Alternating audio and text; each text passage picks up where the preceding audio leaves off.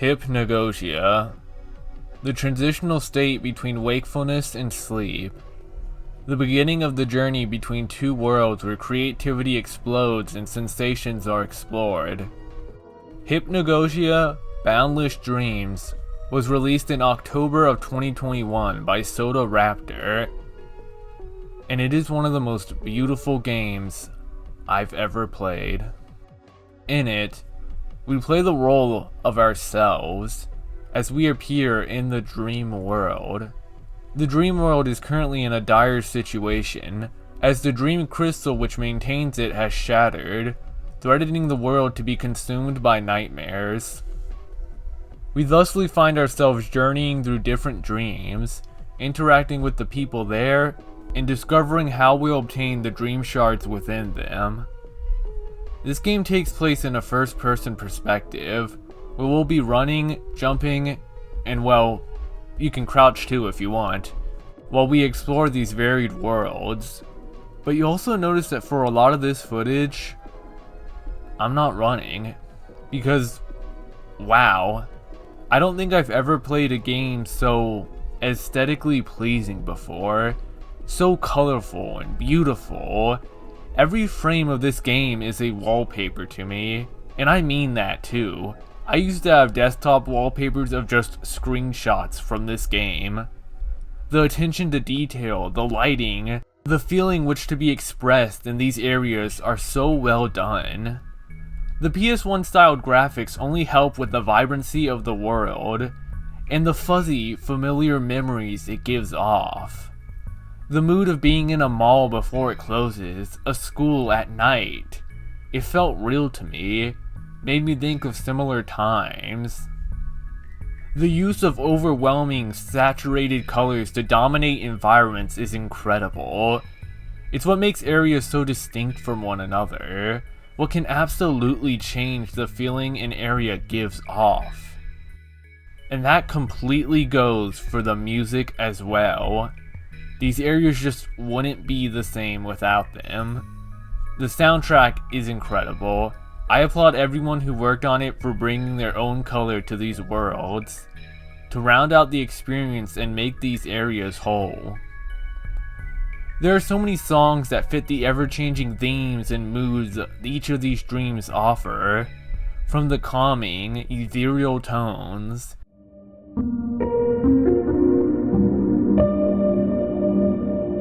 to the more playful, exploratory songs,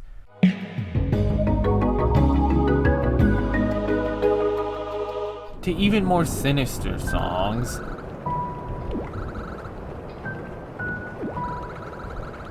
All capturing the spectrum of dreams and nightmares, how incredible and different each one is. It often gives that feeling of me having to remind myself that I'm still playing the same game, in the absolute best way. This, of course, isn't to leave out the sound effects as well. Atmosphere would be nothing without it, and I love how tones are set from them. The calming sounds of running water,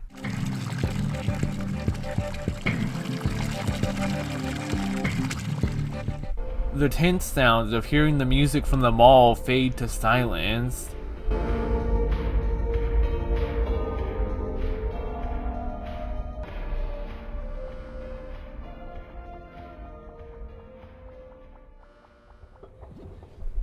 to the moments where I'm legit playing the scariest game I've ever touched.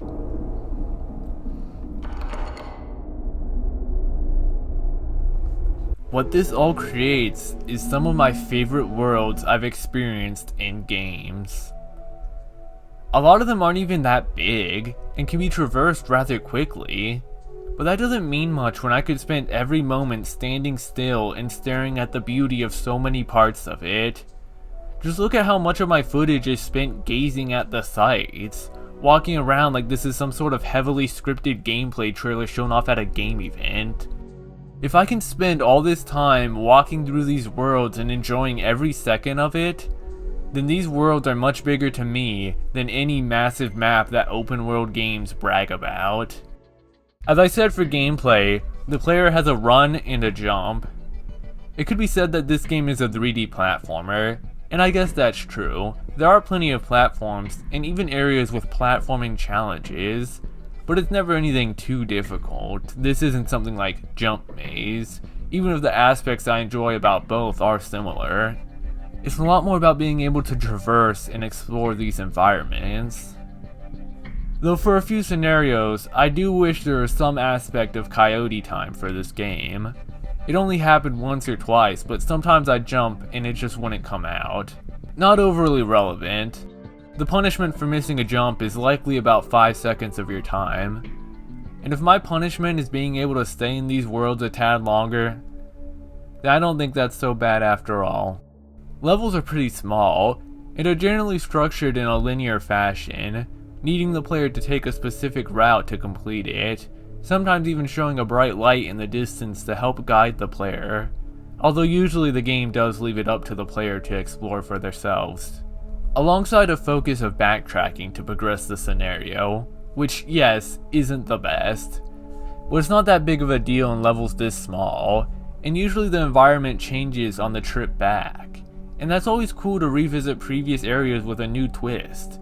Characters often move around and you get to see their stories progress as it happens too. This isn't to say this is a totally on-rails experience. There is exploration here.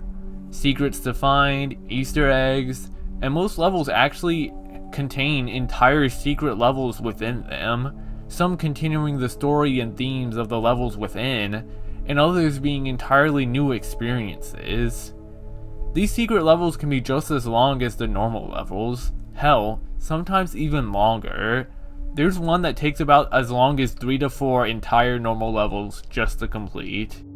You've got one shot at finding these secret levels until beating the game, where you will be allowed to revisit and explore these levels once more for what you missed. I've been half tempted to go into each of these individual levels and give my thoughts upon them, much like my Namco Museum video, which, hey, Sodaraptor wanted to see more like this. I suppose this isn't entirely what they had in mind. But the thing is, I like this game so much that I don't want to discuss these levels. There's quite a few levels I'm straight up not showing. There's an entire tone to this game I'm trying not to show too much of. This is a game that really speaks for itself. I can't help but to feel that every second of footage I show is spoilering you all on a world that you need to experience personally. But, with all that said, I do want to talk about one, technically two, worlds in particular. My favorite world, and my favorite experience I've gotten from this game. The ice world. God. Walking into the snowy area and hearing the music hit. Looking up to see the frozen buildings and cars, the white sky. It's gorgeous. I could just stare up at this environment forever. This level takes place in a world that has been swept away by an apocalyptic event, causing the land to be completely frozen over. The citizens here no longer have a home and struggle to survive, buried under several layers of clothes. But they still do. Some getting used to it, others seeking to help who they can, and also others still trying to be positive. We as the players can also help those sad, cold, and suffering by giving them warm hugs, lighting their world up and encouraging them to continue. This whole chapter is about helping these people, from the person who misses their dog to the kid who wants to build a snow person. However, it's upon finding the secret world to the ice world, we arrive at the desert world. The world before it was frozen over. We get to see these characters before their lives got destroyed. They're currently dealing with a great change in their lives causing an intense heat, and we spend the level riding around to some beautifully chill techno beats and activating monuments for the people there, curious of their sudden appearance and what it could mean. And the ending of this level Oh my god, the ending. It's incredible. The ethereal music, the realization of what's happening, all the characters gathering around, unsure of the future that you know will be coming for them. Goosebumps. It makes me shake. Even typing it out makes a shiver run through me. I'm sorry, I can't show it.